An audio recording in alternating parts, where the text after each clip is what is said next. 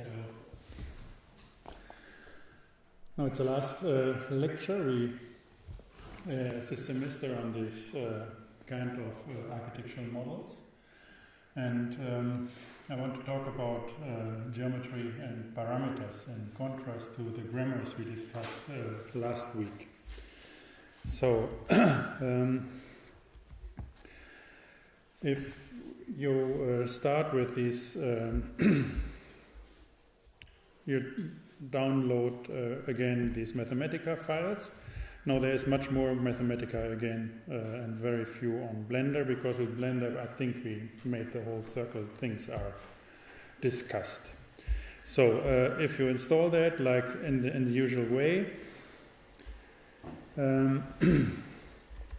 let's go for start.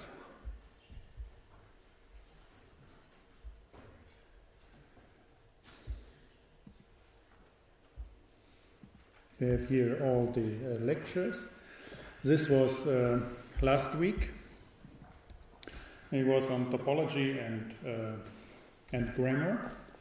In our diagrams and our dichotomy, we always had the black lower part. This is on topology, and there are the grammars and all the associated stories I gave you over this year. And what we had, if we model there, the important thing is that with graphs, you can't see it. So this is what I really want to give you. So these are what we have, because it's circular. And graphs and topologies, you can't see how they work. Like you can't see numbers. You can see them in certain instances. So you have 3 cows, or 5 cows, or 5 apples, but 5 you can't see. So therefore you make this sign for 5. So, and we can work with numbers on structures, on geometrical things, but then we have to forget that the graphic has any geometrical reason. So it's about the connectivity of things. So and this is always rotating. So the grammar was that we, for example, have this kind of graph, whatever it is. We can demorph it like a system of rubbers, I told you. And then we qualified that with red edges and so on, because, for example, in these kind of architecture, always the edges needs a different construction than for example, the facade, and the facade needs a different construction than a certain point in the grid in the inside of the building. So then we can, for example, identify a certain subset, like here, which is this corner here. And then machines can find different instances of these corners. We simply say, if I have this kind of situation, I want to transform it to this one, so I change the color, this color to red, for example. Or if this is yellow, I change it to green, whatever. And then it's applied to all these kind of subsets, which are called isomorphic. So which means it's applied 4 times to this graph. By that you can identify the edges. And this is a movement of rotation. So you don't have any, so it has no position in space, but it's a certain pattern of connectivity, which is important. So you don't discuss about dimensions, about length, about areas, about orientation and so on. It's just the way how these things are connected. Therefore it works, for example, with any kind of architecture, because the edge is always a specific problem in your construction. Whatever design you do, it's very important. It always needs a specific, a typical way of how you do your construction, you do your actual design of the edge. So it's independent of whatever design you take. So this is very unusual to think so, but it's a very fundamental for 200 years in mathematics and in computer graphics and so on. And people don't like it. that things can't be seen. So, and therefore, if you work with grammars on topologies, it's like Rubik's Cube. You're always turning like these things. And this is super powerful if you're doing that. Computer code is like that, in a very substantial and fundamental way. It's a Rubik's Cube on turning things. So that's the very essence, I think, of architecture. So it's a primary thing of architecture in the 20th century, from 1900 on. I think it's the most appropriate way to discuss all the phenomena of the last 100 years. And it's not intuitive. That's the problem with that. Computers work like that, 20th century, quantum worked like that, and so on. So, and then you put that in a certain constellation, and then you bring that in a certain form. So that's the principle. So we discussed that last week. Now this is the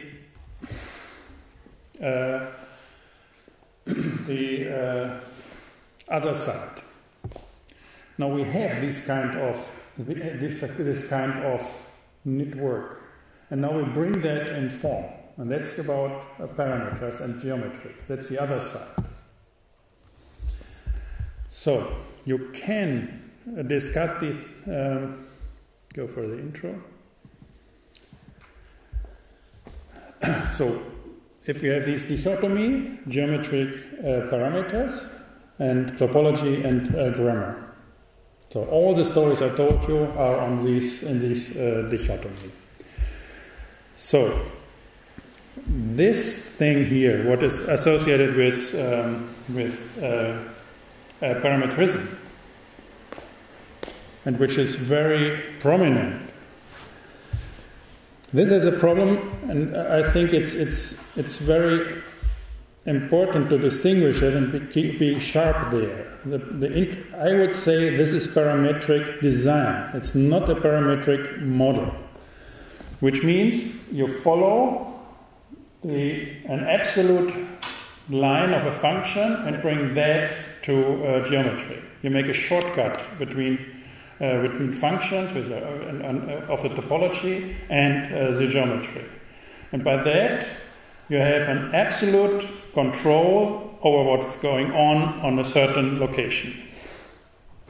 So these are very simple, and I will show you how this works. Very simple functions, a few lines in mathematics, and then you can have direct control for whatever happens. So these kind of buildings needs 2 lines of code to have absolute control, global control to what's going on locally. So that's a shortcut. So and therefore it's proper if you can say this is parametric, that's fine, but it's design. So if you want to open it up and have a constitution of a lot of different design objects, as we discussed all these days, then I would say we have parametric models. And the typical example of that is here. And I will discuss that as well. So this, I would say, is a parametric model. So you have a clear thing which is topological, and you distinguish the topology strictly from the geometry of things. And illustrate that and celebrate that, or bring that to an architectural expression in a very rough and rudimental way. So here, this means that all the elements here, they are talking, they are active, they are free in their global connection. They can rotate, they're working, they are active as elements. So they are rotating. These are inline. That's very dense. So there's no movement of any part. So this is design on architectural scale, and this is an architectural model. Both use parameters. So I will focus again and again on this topic, and it takes a lot of time to get these distinctions. So the very basic idea what this means, you have with grammars and so on, you somehow it's a kind of bottom up. You have elements, and you put them and distribute them in space. So it's a kind of evolving. So that's a gesture. Bottom up, it's a bad description for that. So these are the things. The other way around is that you have a certain line and you put that in parts. What you always have to do. So this building here, of course, consists of hundreds, thousands of different parts. And they are parts of a line or a curve. In architecture, if you want to produce it, you have to bring that in. And you have to make little elements of that, and they can have one-of-a-kind elements with these computer production and so on. But they all need to fit to cover these lines. They are parts of a whole. So this is top-down. You have the whole, and then you subdivide it into parts. So this is what I'm talking today. Last week it was more bottom-up. You had elements, you put them in certain aggregates and aggregate them, subdivide it and so on, and the elements are active. Top-down is always bringing things in line. It's getting in parts. Bottom-up is always circulating things and getting connections for them. And they are circulated. So, but the term bottom-up, top-down is a topological term, and therefore for our dichotomy not working properly. So I don't like to use it. It's a shortcut, like these things here are shortcuts as well. So now I show you the principle. I made this kind of sketch here. Let's make it a little bigger.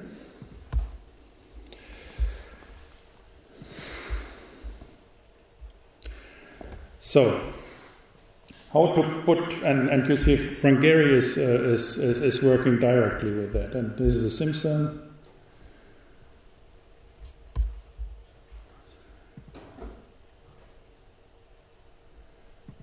About Bill. Snoopy stationary. Where's my screen?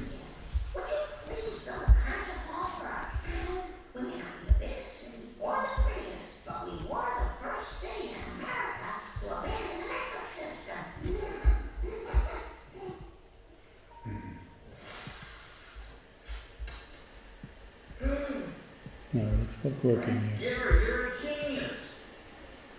Great. We asked Frank Gehry to build us a concert hall. Bill about Bill. Snoopy stationary. Dear Mr. Gehry, would you please build a concert hall for our town? We may not be the biggest city or the prettiest, but we were the first city in America to abandon the metric system.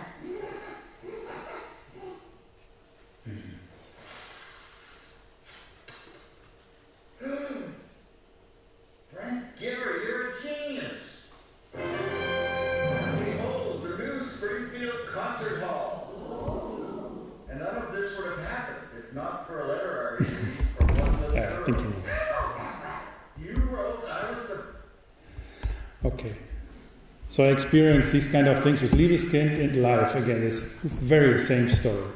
So, and this here, for example, this is with Peter Cook in Graz, The Friendly Alien. So this was very early. And this is Vexy Glass, and they put it into certain shapes. And they have, this was pioneering these double curved structures and so on, and they have tolerances of plus minus 4 centimeters. So if you go there, it's very complicated to find photographs of it, but if you go there, it's crisscross. And it's not only that they didn't know how to go there in production. The key problem of that was that they had not been able to do the geometry for that.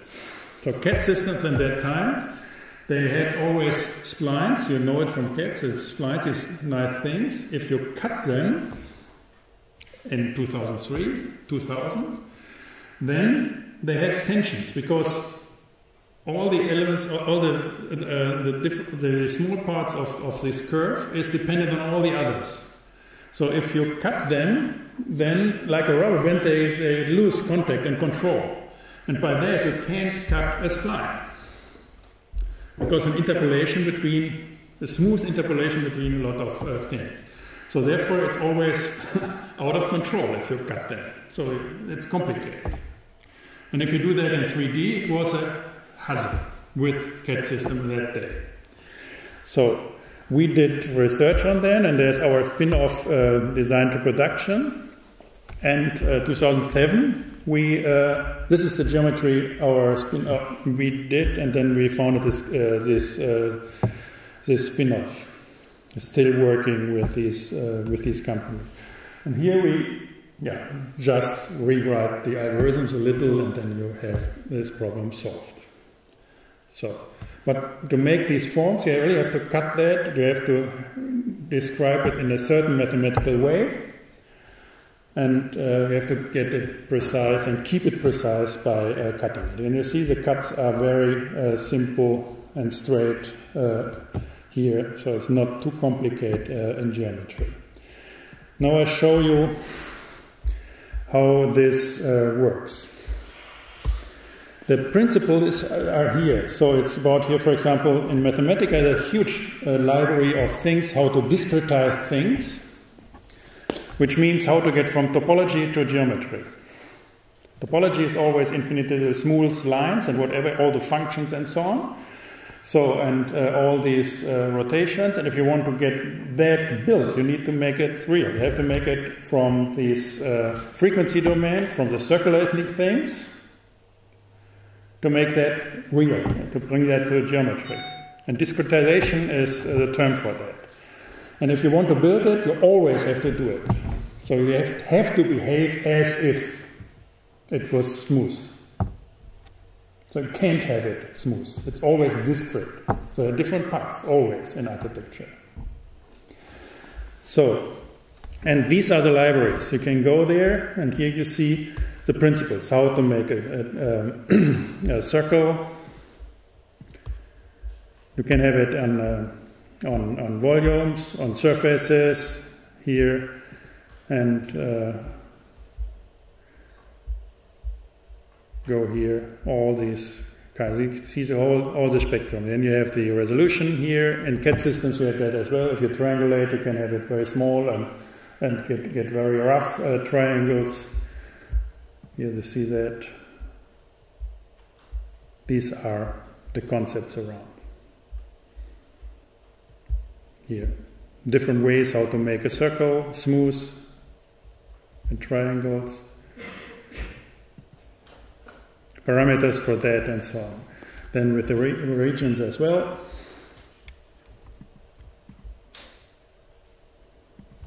So the beauty now with Mathematica is that it's a kind of library, it's a kind of encyclopedic collection of things around this problem, which is fundamental if you want to go to parametric design.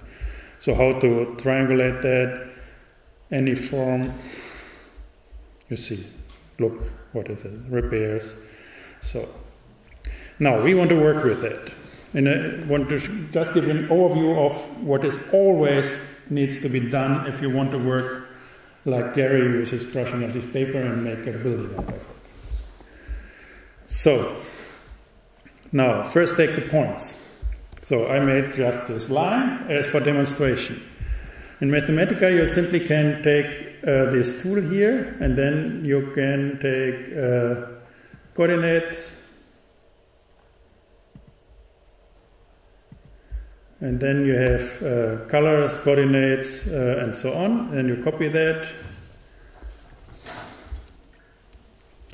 copy the coordinates, and then you can say my points, this, and then you have the coordinates from out this drawing, whatever it is. So very simple tool. So these are the points from the curve. Very simple. So then you can do that in Blender directly like that. You have this Bezier function. So you simply take these points and say Bezier function. So, and then you make a plot for this Bezier function. Image size, that's it, from 0 to 1. So, and then you get this smooth curve corresponding to this. Very simple. So that's a Bezier. It's a function. The problem with this function is, and therefore that's an invention of 20th century, is that if you, for example, go for a certain value with x, then you can have multiple values in y. So it's not a clear reference from x to y. So you can have crisscross and so on. So it's a more complicated hybrid system of interpolated functions. So we will have that for a lecture as well. So now, this is a discretization. So it's one single step. If you have this curve, it's a single step with a discretization. So you can simply say, take this parametric plot, the same as we had before, with the Bezier function. So this is the name of your sketch, simply BEZ.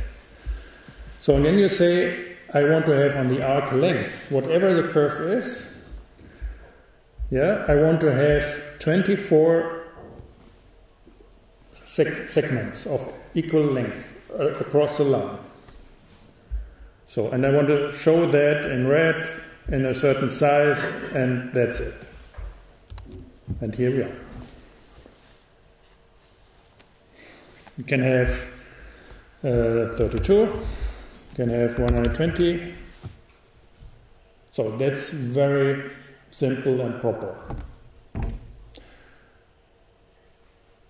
So you have a big problem with these kind of by hand. So I always do it with a circle, and then you don't know how to put it into 120 from the beginning to the end.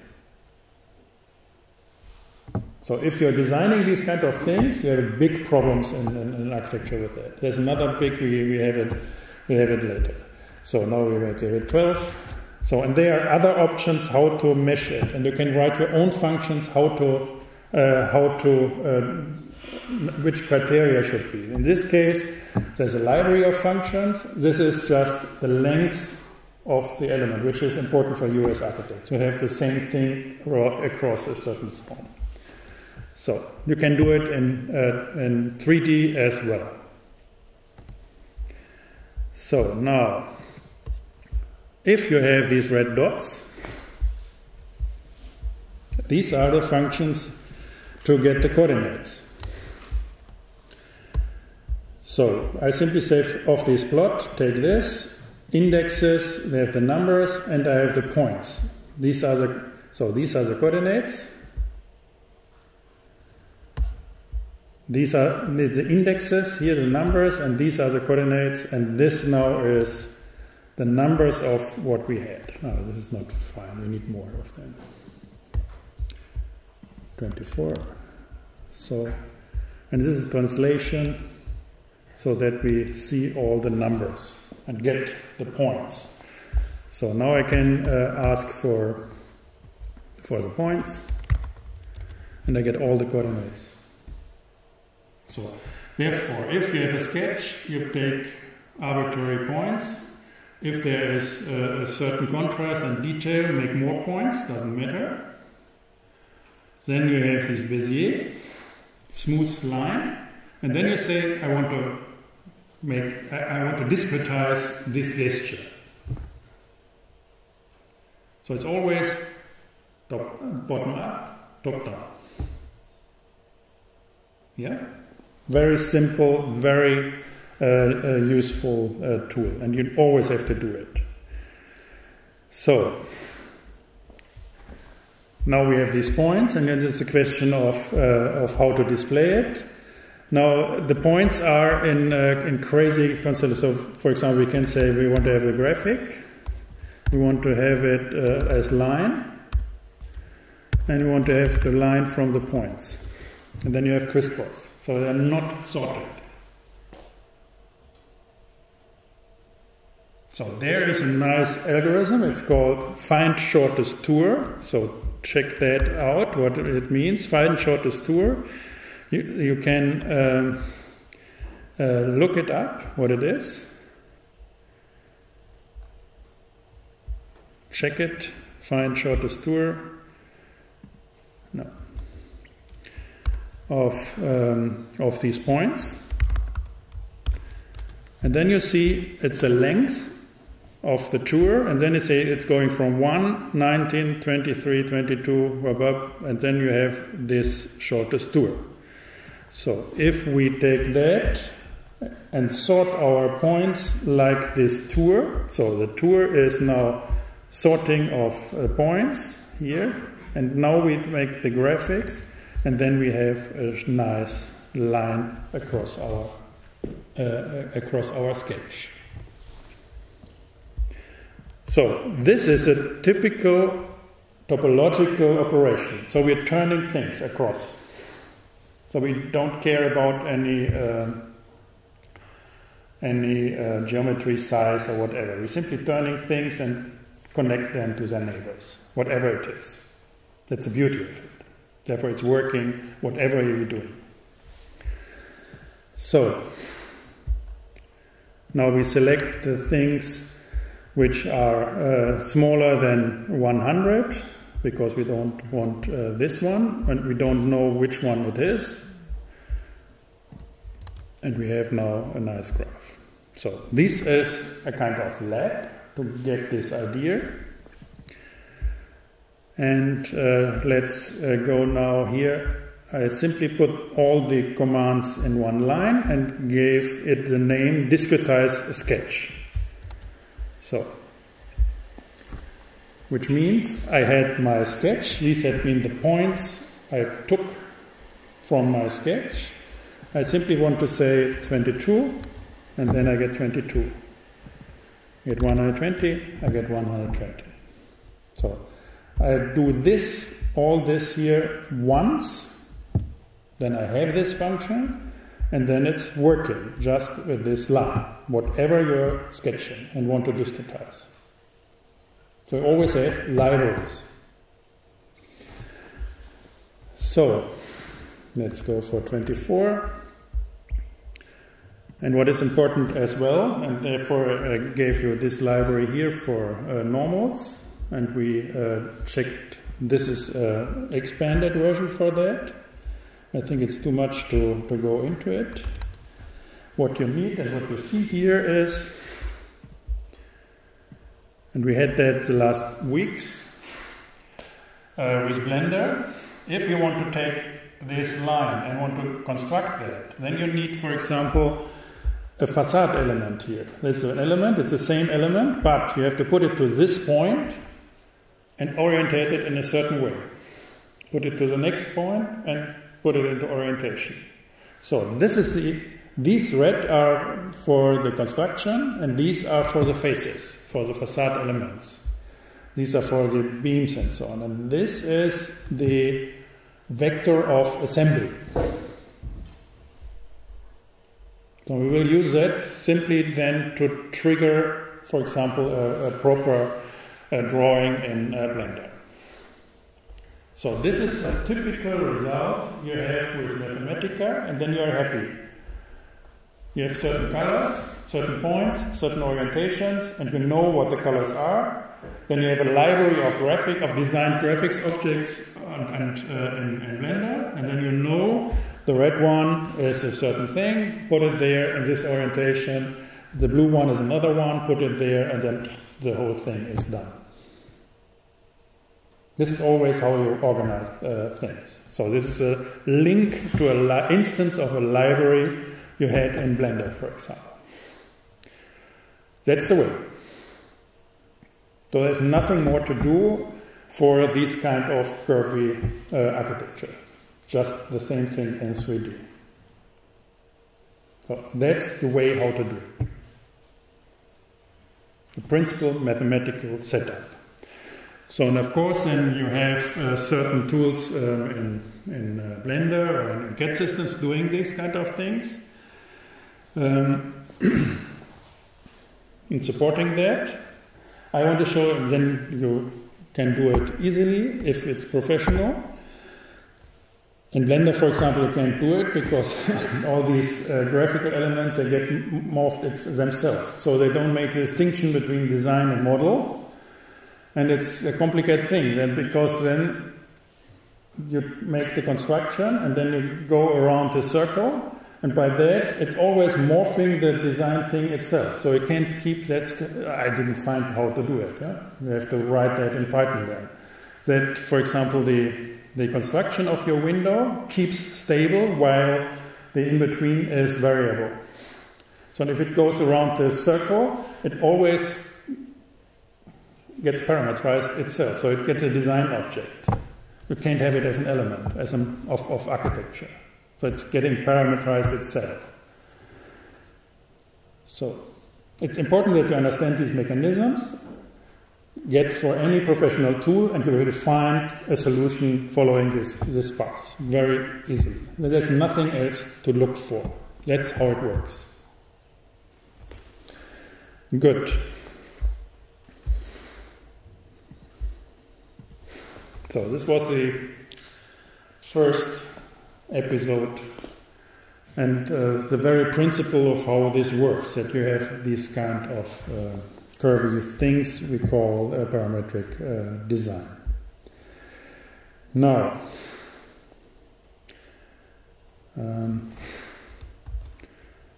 I do this first. Now I want to give you an idea of how to work with it. So I told you, this is a kind of tyrannic, huh? This, and for example, Ludger is very proud of it, that they are making this sketch in a very creative moment. So it's half an hour, 1 hour, and they're proud of it. And they say we can use computers to do the rest automatically. So we in all this new economy and this turbo economy and so on, with technology we can save the very creative moment for this sketch. And this is a very prestigious moment, and we want to take it as genius architects, and the rest is bodywork. They explicitly say that again and again and again like that. So, and I don't believe that, so this is tyrannic in our definitions. I won't say that this is architecture, it's just a mishmash of scale. Design object has to be done like that because you need an industrial production for products and designed objects. It has to be like that. So you don't want to have in a production line discussions about all these things all the time. It should work, even in this mass customized thing, but not on architectural scale. That's an environment for negotiation of people, of politics, and so on, and so on. That's a mismatch of scale. So, therefore, it's not that these are bad technologies. They are they're used on the wrong side. That's a distinction between parametric design and the parametric model, where the elements are parametric. The model itself not. This is off grammar, the model. So, to give you an example how this interplay works between design and model, grammar and parameter, I prepared two examples. So it's a very simple one which generates these kind of, to give you an idea of how these things work. And it's a generator, automatic generator of forms which always look somehow good. So I'm very surprised at that. So I'll show you how this works.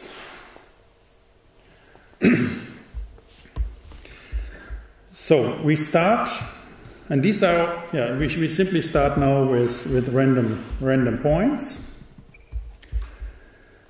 So we have this concept of random real. This means we have, go here, make it bigger, random numbers. So this means you get numbers from outer space. They're not from here. So it's somehow out of the sudden, aliens. Random is always aliens. So it should be a real number between 0 and 1. And I want to have, so for example, I can say, so this is a real number, so and then we can have more, and so on. So it's always between 0 and 1. And it's a clear and simple distribution. To get points, then I can say, for example, I have 12 of these numbers. So if I want to have pairs of it, I can say I want to have pairs. So if I now say these pairs should be points, and I want to show that, they say graphics of point of these points, and then we have these points. Because there are 2 coordinates, and so now we can have 1,000 and 1,000, and then we have 1,000 points. Simple, yeah? Okay, this is what we start with. Just as instead of taking points from a sketch, we simply take it from outer space. So these are our, 12 are enough for our experiment. So this is these are our points. So this is a bottom up. So it puts points somewhere. It's a constitution. So now we are looking for neighborhoods. That's very important as well here. So if you have points, then you say Delaunay mesh, it's called meshes, of these points, and then you see these patterns.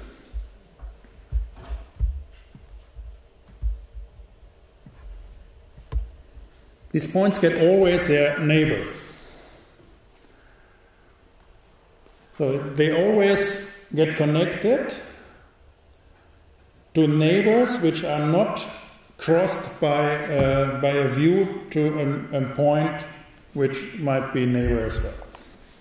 So it's an exclusive nearest point how they project itself. And by that you get these faces, triangulations and so on. And these are called simplexes. This is how to organize in the generic way spatial configurations. So I would not recommend, for example, say I have 30 points in line, and therefore they are in line, and then you get the verticals, the horizontals, and so on. So generic. If you are in open space, use this triangulation. Then you know what are the neighbors, and then you have to move things to calibrate, recalculate it to calibrate the neighborhoods. So you can do that with rules as we discussed last week. That's important. That it's a very important feature. So now if you have a Delaunay mesh, you can boundedly discretize the region. So go here. These are the points. You just can take the boundary. It's another simple thing. So, and of course, if you have 4 regular points, it's a square. This gives a square. Huh? Let's go here. For points, we simply say we don't do that by random. We simply say it's OO. Therefore, it's very generic. And if you want to go in the production of design, want to go here. So want to go in towards design which is operating with an unlimited number of design solutions, you have to work this way. So now we have 4 points. These points are here. If we go for the Delaunay mesh, we have that. Very simple. So that's Delaunay mesh here. And if we go to the boundary, this is how to make a rectangle. So it automatically finds rectangles. So, but it doesn't matter. So you're super flexible. So if this is, for example, 0.8, it's simply working the same. You don't care. So let's go and continue with random.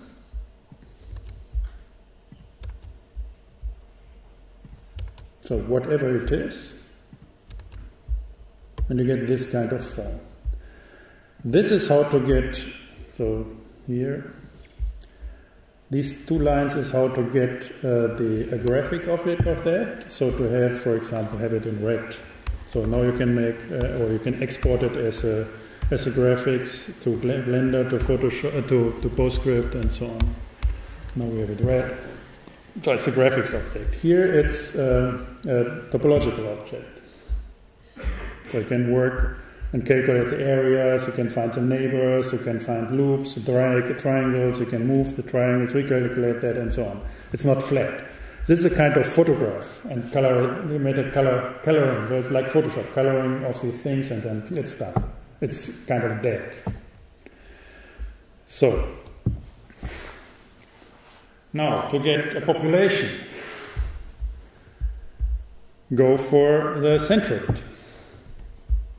So therefore, you still need this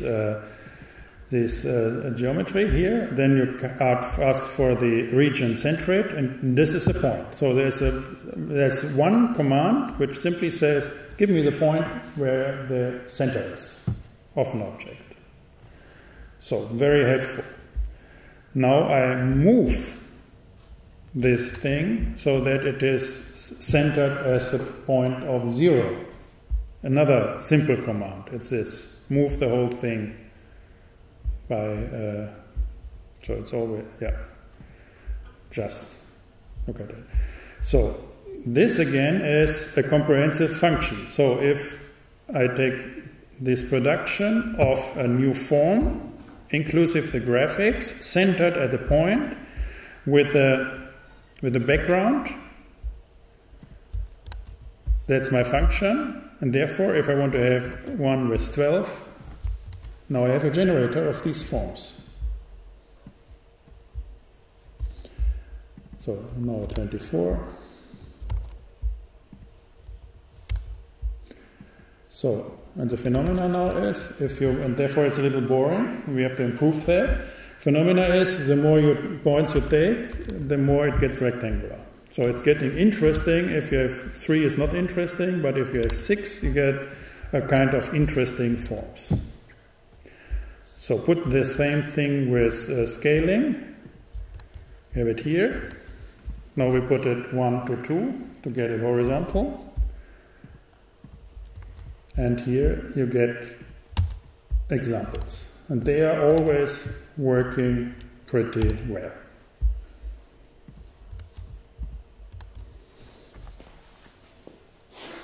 You can have hundreds or thousands of that and so on. So that's a package where you expand, you collapse, you discretize, and so on. We go in depth and then getting more interesting. So to make these generations, which means that if you take this guy here, and that's, I think it's important, that if you take this form here, or this, it's not arbitrary any longer. So you see that there's a certain logic in it, and if you take this very instance, this is reflecting the whole procedure. So it's kind of globally collected in a certain topology, how to produce it, and beside that, it has a certain character in a certain locality, but it is not arbitrary. has connectivity to everything. So he knows that there are thousands of and millions of different variants of himself. That's the interesting thing with these forms. By that they are vivid. So I think this is an important characteristic. So let's make it a little more interesting. Just not with the neighborhood, but with a tour, the shortest tour. So again, of these points, takes the shortest tour. We had that at the beginning. So and now if we make this polygon, we make a tour on these points. So we don't make the bounding box on the triangles, we make the tour. So we visit all the points. Which means that, for example, here, now let's go here for the new set of random numbers.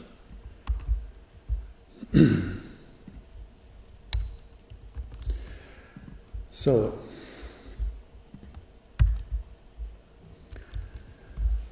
that's interesting here, how this develops.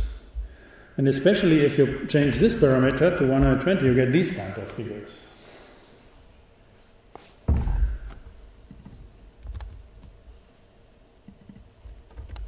And they get more intense logic than these things before, with the bounding box of the triangles, of the neighborhoods. So you can do with 1 power.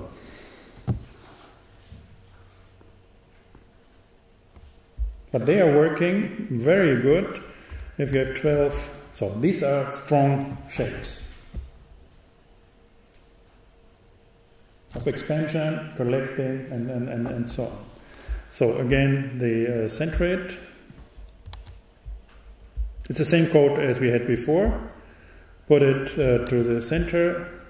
That's important as well. So we simply have to change, instead of finding the neighborhoods with Delaunay, we simply say we will find the shortest tour, and from then on, it's all the same procedure. That's the beauty with now a comprehensive function. Do it with fix.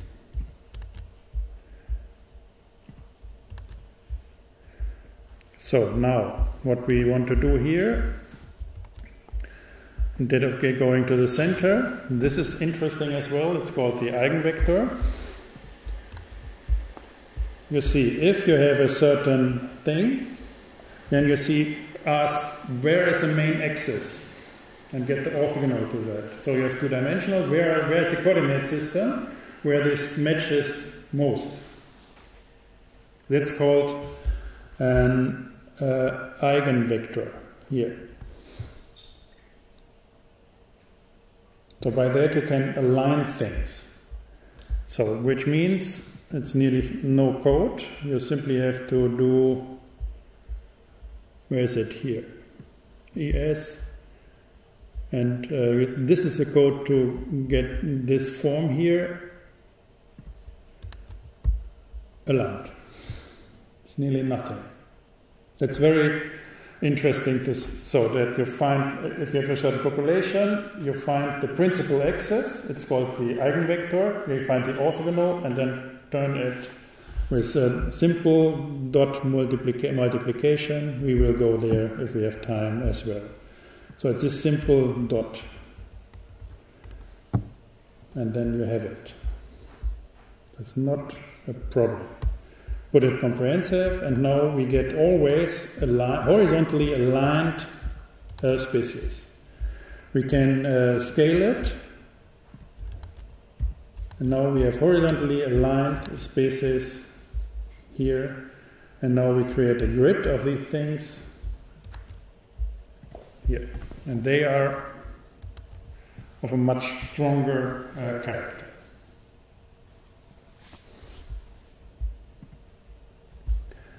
So if you want to export that, take this generator, which is this function, I put that in a table, take this generator with a white background, say export it to this file, so this is desktop SP, so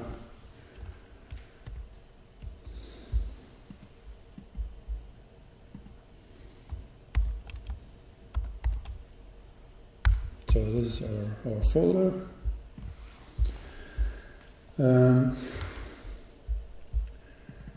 And now we have that as a PDF.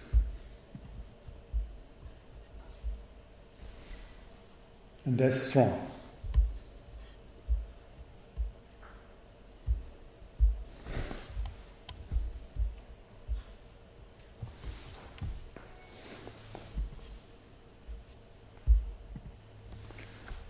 Yeah.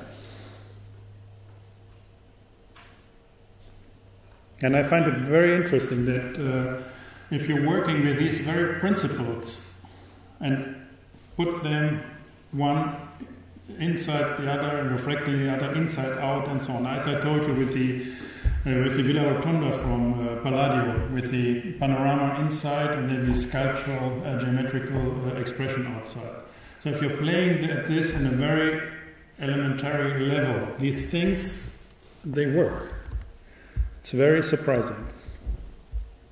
So now we can have a series of these things, for example, 36 of these species.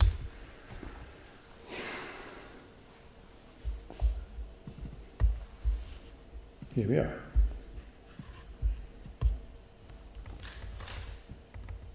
And they're all strong.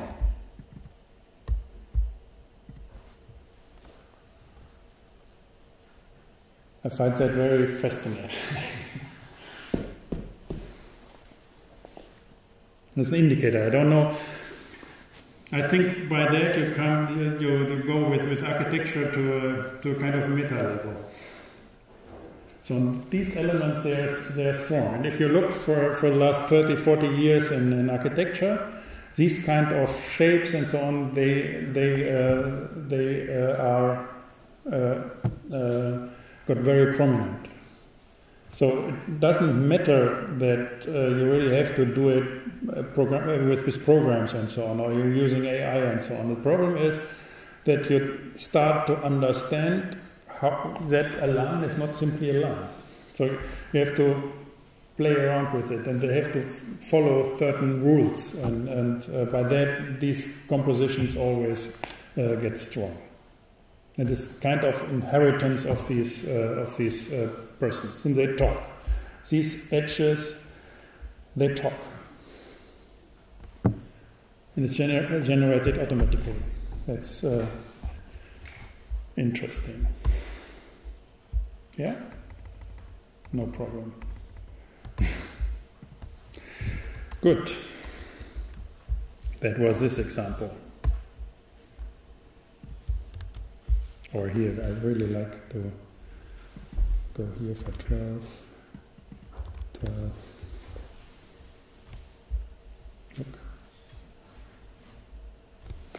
Always looks good.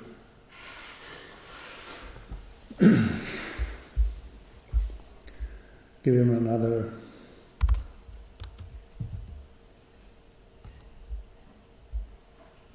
And they are not, now they are not, it's getting complicated to read that as architecture. But if you have low numbers, it's very nice, strong. Good, that's this example.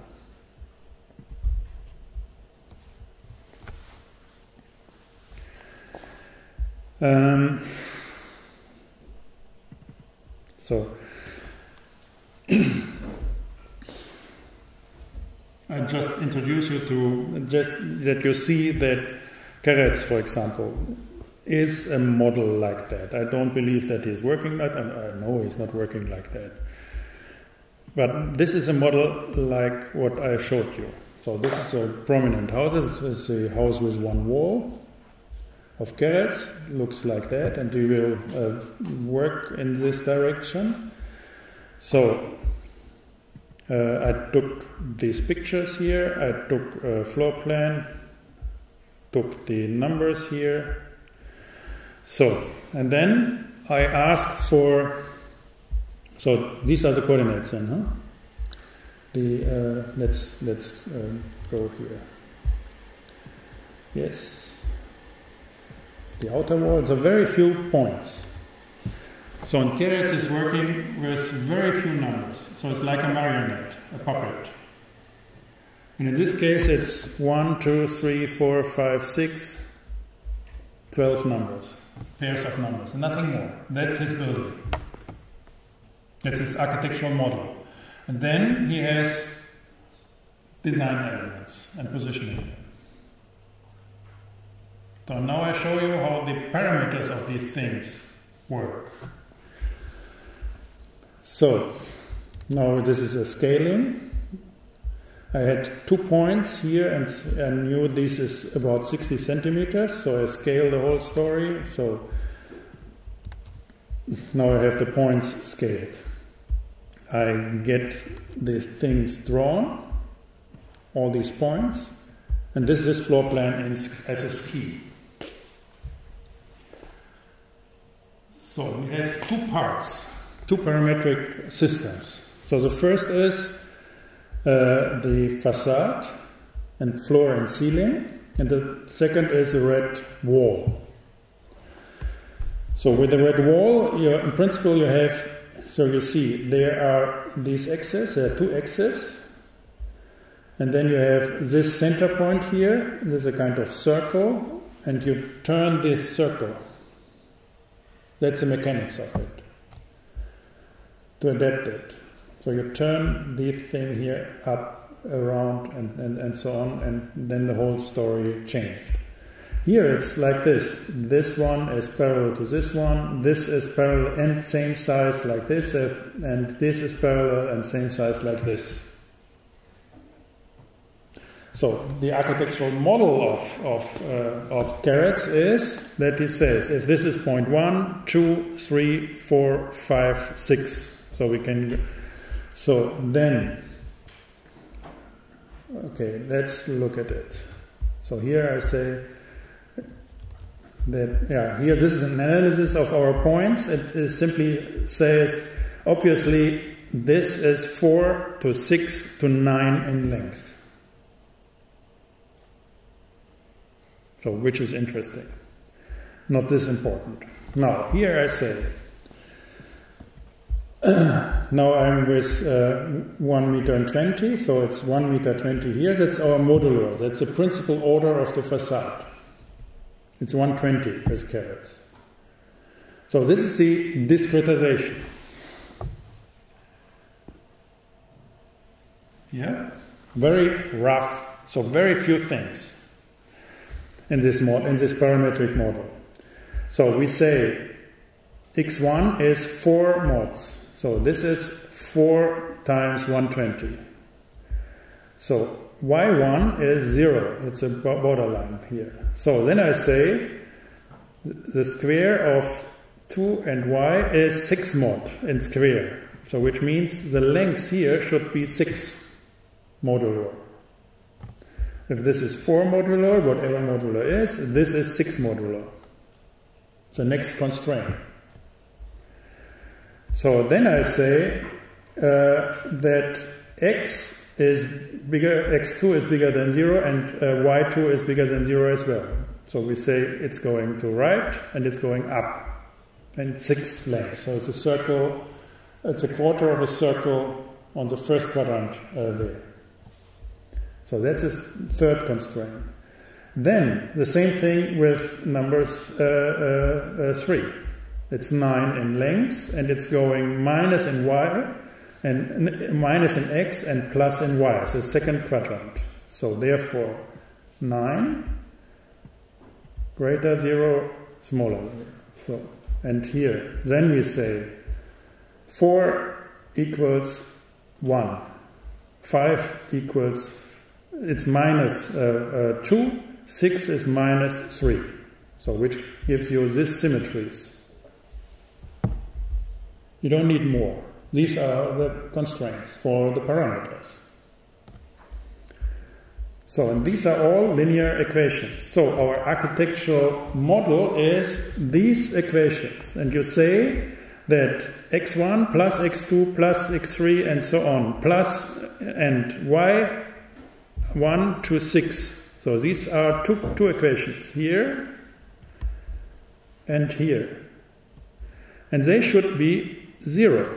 They should give a loop.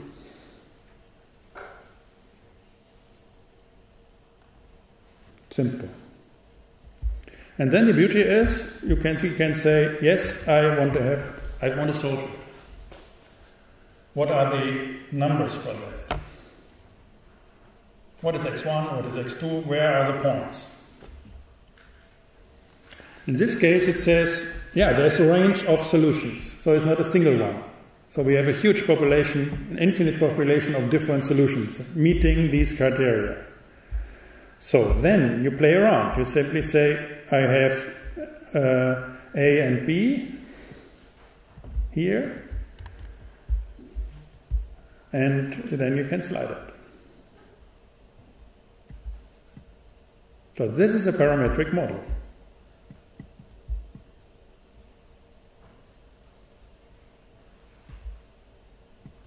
So they all meet the criteria, which means 4 meter 80, 7 meter 20, that's 9 modulars, it's 1080. This is parallel to that, this is parallel to that, this is parallel to that. And now you can play around.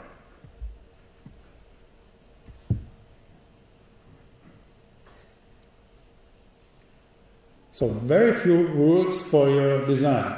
And normally you make these parallel lines, you make the sketch, how you want to do it and so on. You can have that vivid. You can do it. So now you make a certain decision. You simply say x should be minus 9/5 and x6 should be 3. Do that and you get the actual proportion of carats. To the very precision. That's an architectural model.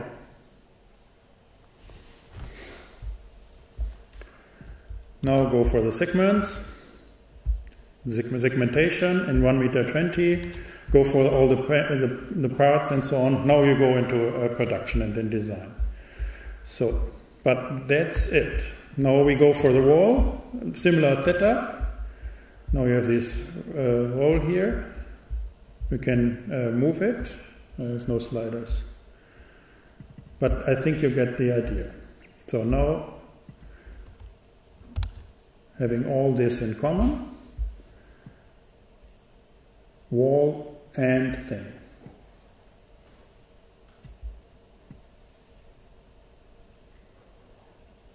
And it always meets your criteria. Good. And then go for more details. In principle now you can go to Blender, you know all the coordinates, you know the elements, you know where to put things, by then make it done. So this house needs a couple of 12 numbers. That's it. And a few constraints.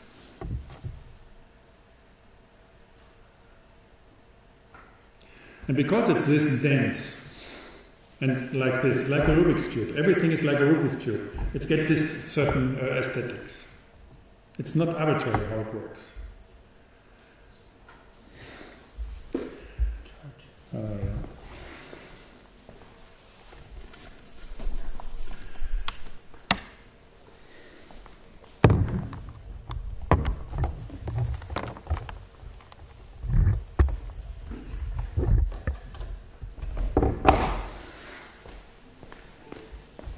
So now you can do with some rules and so on, you can go to the next level of detail and go for the depth of the wall.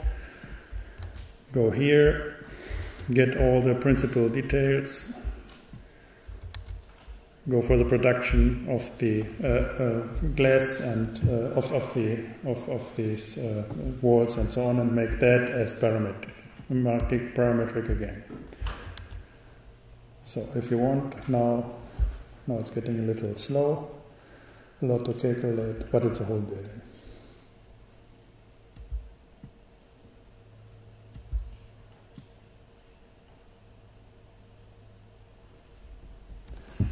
Yeah? So that's an idea. So I just want to give you an idea how it works. So You can have, if you're a very principle in evolving things with the grammars, these are these L systems, and then it goes somewhere and getting uninteresting. If you go to this principal subdivision and make these parametrics as design, if you make a grammatical model, you have these crazy infinite structures evolving like trees. If you go to the parametric design, then you have these clear, simple lines. Then it's boring. And if you treat it like algebra, like these Rubik cubes, crisscross, in, out, and so on, all the time, then you get interesting results, which is an architectural model. So let's have a short break, and then continue with another example.